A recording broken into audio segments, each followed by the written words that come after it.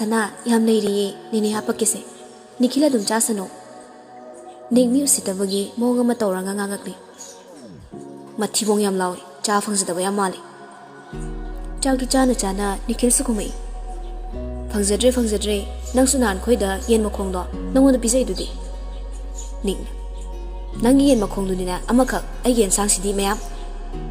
Tut nawalawdi. Tiffin pizaroi horena. Pizanu chabiroina. Phare kaino. Thoinu pizong nangdi. Namai mathibo mi hani ko ase. Bebem namaroi thongmado makhoi ge tengkotuda khara hapiri. Sana school thengani ko sasa jathose. Nang paw ngai horabani ko. Angang ni amane hinba yadabagi pangang nangangnari bani. Class 2 kaba adwaini. Niksa tengkota yauriba ensang pulakto chaluktuda zolaung hizilei. Chak sarang Nikhil so mamai tapna non khalaktuna nikti yengakli. Nik pisumani do samjina khai suklaga leiramri. Nikhil so adum munna yengduna lei. Nik to khangnong nong thorakli. Aduga nokna hairakli. Chak se pulap tot khare jarse. Nikhil so noklai. Haibago mangak tu nomli. Harau ani do so cha ensang mayam do pulap to sinaraga chari. Mapandagi mapabong na kaurakli. Sanao. Matang asida kasay makhay mangdo na layram manikto gyan kang laklay. Taibong daso noklaga layramli. Siyam na. Kadawragi nang bo chak to na silaga nokmi layride. Nikso kayanta kumaktre nokmi chak to chaba hori.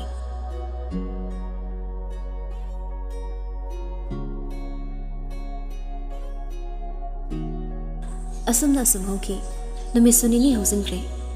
Liza mayumda sumna shinbado mahi neraktre.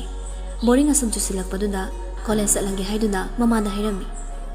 Gayatri malasu yadaba tawdi. Hoi haiduna adumak yarami. Admission ngasi tawroroige haying oina tawrage khalami. Nikhil na GP college ta chalusi takmanmadagi ani du sukha mangamjaduna langmine. Nikna Choma libona kamaina mu khangarino. Nikna IG da zuwai sabini reels yam nammi. Nikna username di Nikhilna Lucinta. Reels yam nam rai bune real oraga khang prek khang da boyu ko na taw yi bordagi. Oizagi taw phirepana yum haninga kadore mo aide. Nikna ito ay mga nang sumay yung oraduna. Pirepana. Yari ko, ay di mahabali nagi kot-kotobi ma oy niyok saragi. Nikna. Setat lehe. Nikhil na. As pagi am tanu ko. Miyulgi kongjen ngase yang kalema. Makoy na wari saringi matang duda sartrising duso mahi thokpang nunagli. Nikhil prapap chang silanga magi phone duso pairaga nupi du thorok pra yingli. Asum thiba khanglang trabaduda amada hek dhangsili. Kenom thangi sa. Ke hage. Lucinta haise khangbu yawbro. Nikhil magi phone na tholaga photo do ulaga hangli. Nupi makhoi masen do haifet yingli. Nakalom dagi khonjal do khara piktak tawbim na khumakli. Dada ai ne. Nikhil so harau na fat onthok tu na yingli. Adubu khangawdi nupi do bada mami tulaw tholaga. Hey, nang da yung muni. Ay di IG reels ka am nambi Lucinta do haibini. Ay Lucinta ni. Dada, I love you too. Hoy ma, itaw, nang haiba sumi. Nikhil do Nikhoy gi manakta hot na chelakli. Aduga ta hairagli. Halasibay, halasula. Thuro ba gari mamay lerumi. Pire panok laga. Imay, chope ne. Nik sunok laga. Chope se, nupi sini. Pirepana. Hoy ni, mahamu ni aisi. Nikhil na. Chatlasi manoy ni ba? Nikna. Kakalaw. Ngasay na zipi mamangda. Lepusi na amuk teba kroko kholi ba. Nikhil na. Amuk wana sasaroy. IG dusu deactivate tokrani. Niksu gari thau bauri. Nipase ngantana wakal taida. Nikhil na. Usitri raw. Nikna. Karem da bani. Makhoi humdo chumnagi mete hotel amada changakli. Nikka firepagadi Nikhili mataudu uraga pangnokta nokli. Nikhil mangaldo spoon na kolaga hukchili. Grog sairaga hairagli. Nipa, ay nupi fangdo mandre. Firepana. Nikhil, kaino? Ay koy singa sino alaga halagin hairo. Nikhil na. Phagi daw na. Nik na. Minay sing sidi wathi warem. Chafam la famba amata khangre. Nikhil na. Ay hayeng day college ka bahorani chang nai na. Firepana. Madumadi ay na like daw ko ni pa. Nikhil na. Class yaw na tibo nupi yeng mani. Hayeng college ka bahay bawado madi makoyom suyana kre. Numidangi matam ni. Laisa na. Ima, hayeng imisan taw mo daw kanaga chatoy no. Sakhin baga chatlo. Hoy ma. College tin banaw ba loy na sakyan na sinara daw ni.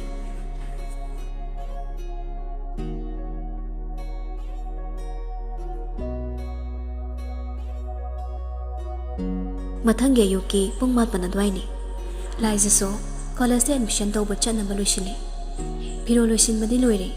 Dressing table mamang da leplaga mamai du sunscreen ama khasiktang taisili. Machimbal du so machu thokpali pa mama taisili. Pumloi hek loibaga masam du khara komlap na pullaga mamang du da thadai. Asumda pungloi loibaga mama da chatluragi hairam laga sakhen nga punna college tamna lakli.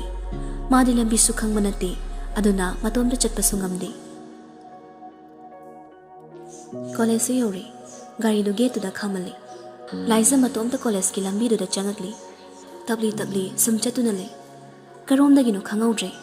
Magi nakan da bullet ki khango hong nang silakpa makhol da laisa khangprek he khangi. Makha da famtharaga manakong do makhuna mesilaga mami tu chejet usilaga le. Masadu so thak nigli. Khara lap thokhibaga mami to tamna pangdu ni yingakli. Mane hek yingmada mapa chanarore.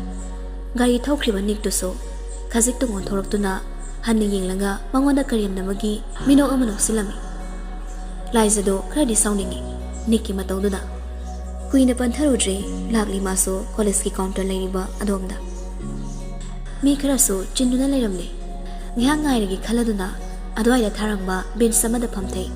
Laisa ising khorang laduna magi bag tagi ising bottle do lauktholaga yaw mamani thaksili. Hi. Laisa ising do thangna nakana marom do thorakli. Mayada umlamba ising ado yosinkre. Bottle makhum adu so khumjilaga nupa du da muni yingakli. Nupa du na so nokfe tawraga hairakli. Aigi ming Salai. Laisa so tamna khumli. Hoi. Salai ngan bana. College ahanba oidoro. Admission tawba lakpani first sem gi. Oh, aina fifth sem khangrasi ko. Hoi. Kari ming ko ba? Laisa. Phajai. Laisa do nupa nahaga punba kaya hina zadabani. Nakal na mamay do onthok lay. Laisa gi hina dama mataw do da Salai wa makha taramdre adum chatkre. Nga ki tungda mi komla do na admission tawba loiraga mayumda lakli.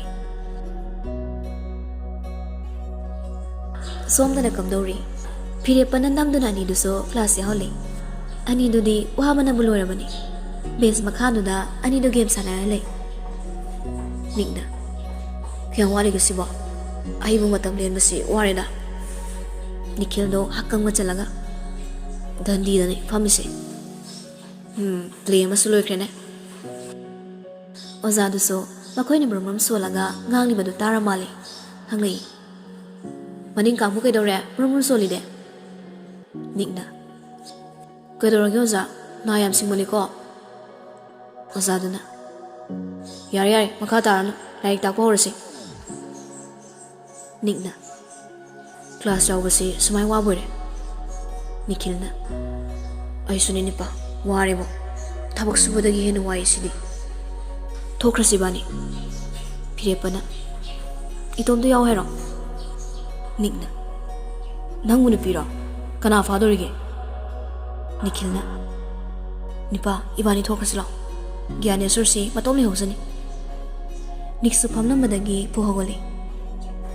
Sir, kedore. Thoge yang ware. Ozaduso Niki wangang sounding lami. Kari wariba, thoke haragana live letter miram. Ozaduso, hagi yang nahirakpani, makoy mo ang mataw da. Nikna. Nipa, live letter sui narabo. Piripana.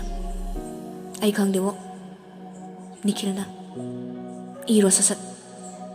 Nikna. Nipa, siya matan am piro. Piripana. Os. Piripadagi notebook to lauraga, maning itang higtang ba, pes adudagi, chena ama selang na sagay. Pen piro. Piripana. Ha, pen pao purak tabane ba. Nik chen da iba hori. Grog hekti isili.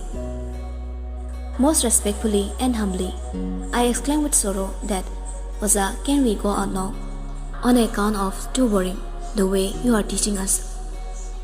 No feta uba emoji masu eksili. Nikna. Lao nipa. Nikil su niki matung inaragli. Ni man iriba chedo Ozadu da pinaga. Yare koza. Ozadu su nikta mamit khani yingagli.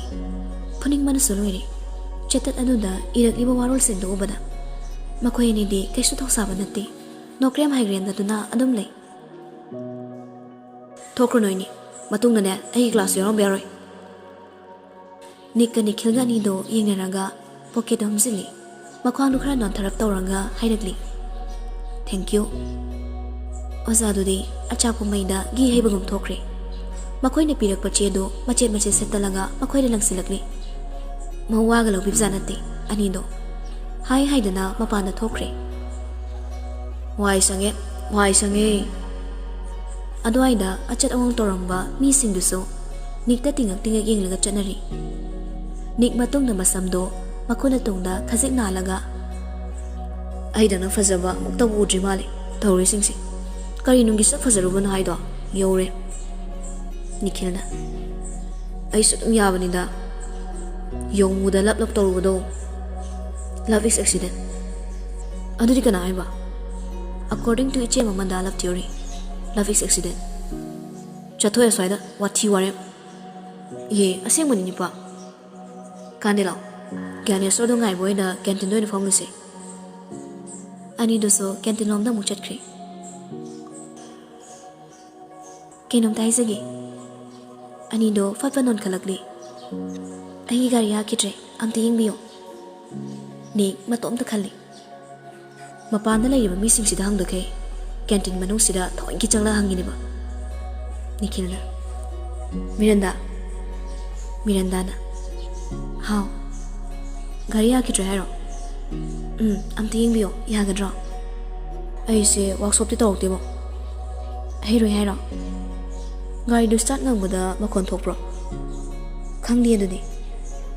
Makol do thoadi tam cha Google Assistant da voice ta halandi. Sidani da hairadi semalai dana. Nikna. Nipa chalo yare. Nang di aroi hayro. Am ta thokoso. Ngakta ini chik na famogi. Haroi dori na ngama. Lawa Miranda. Miranda ga Nikhil so canteen dagi thokre. Kadai no lay ba?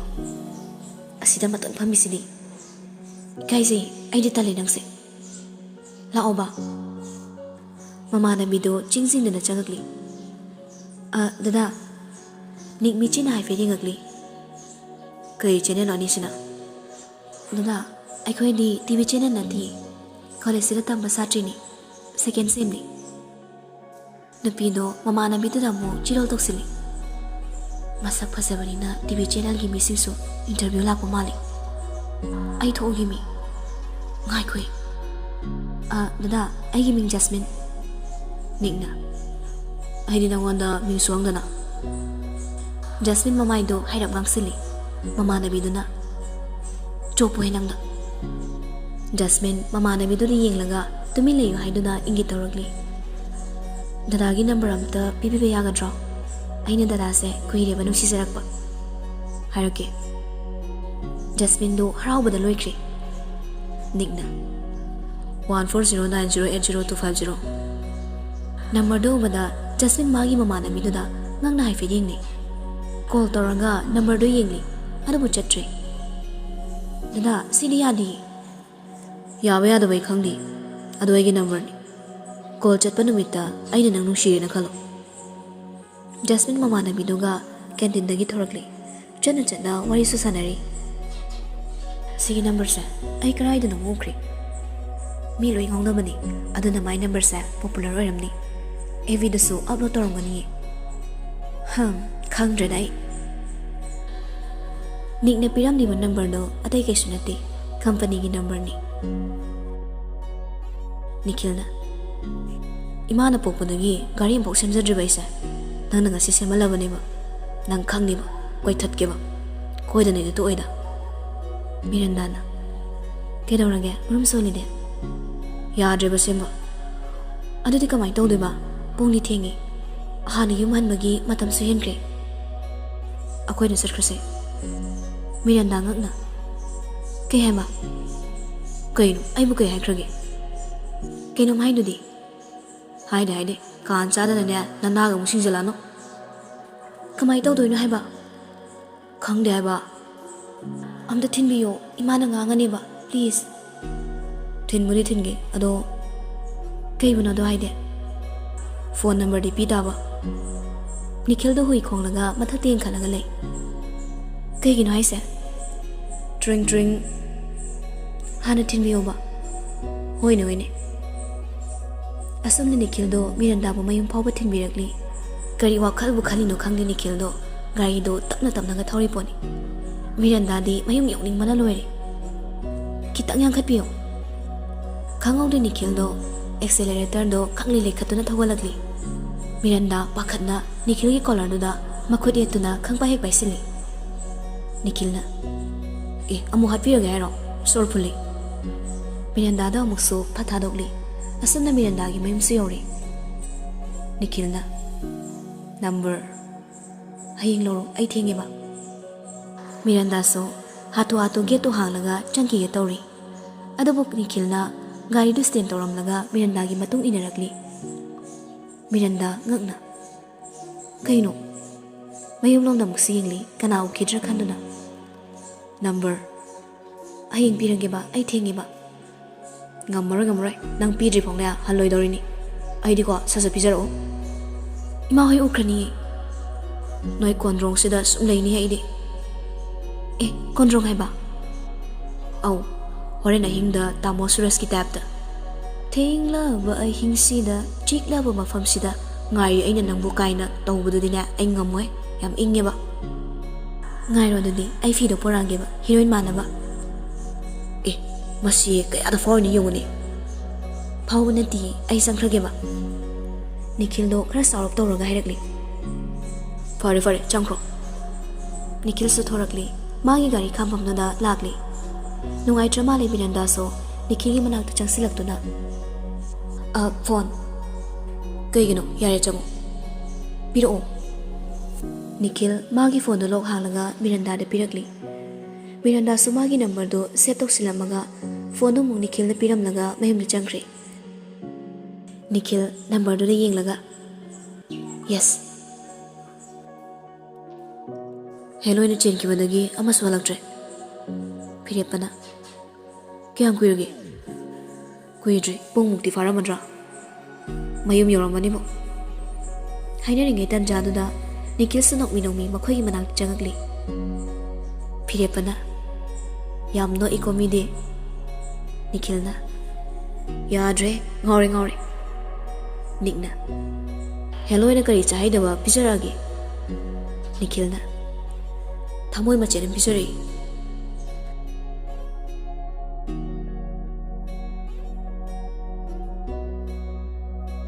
Matam de hozin ki nimidang soirakli. Lai jasu saksangda chak thongli. Gaitri malaso nakana phamda lai jada wakar hairi. Bema mina haisilakpa insilakpa ama faw loba yade ko. Unsi khongjat haisidi kalak yingti yekna ba kaya ma thengnarakani. Madu pumnamak to mayok na bangam na bhotnagadabani. Haima. College halakpaso nathanda halakpa yade. Second badum ngairaga lehelo. ima ichana lojige chana budi haini tam mangam dedana laijiso mama na haiba singdo tamin dari Gayatri Malana nangbu chaksa ma da chaga da baguli do charabo chadri ima chathoro insang do ima yelamagi laizuma gi guli chaba kitchen da gi thokre taimam pan basida leiba miyoiba khuding maki thamoida khwaidagi thamoi sokpa kariguma thaudo amadi soidina leini thabalna michen mikhai naidana mahaki menglaba mangalbo taibam pumna makta yenbagum adubu manung hutna yengladuna awaba khangbibadi kanasu leiroi mahak masatana awaba khangzaba natana laiza tumina changaktuna table mathakta leiriba mana chagadaba gulido tamna maku khoklaga chage haiduna hokke tawbaga wala da theliba photo do hek urure guli do tamna husinkhraga photo dagi manakta chaksiladuna lepli munna yengli pukning daso iching narap tawri photo do da makhut machaduna tamna nalaga lei nangbu kanano aiga kari mari thoknabage wahang sigi pakum aibu famkidra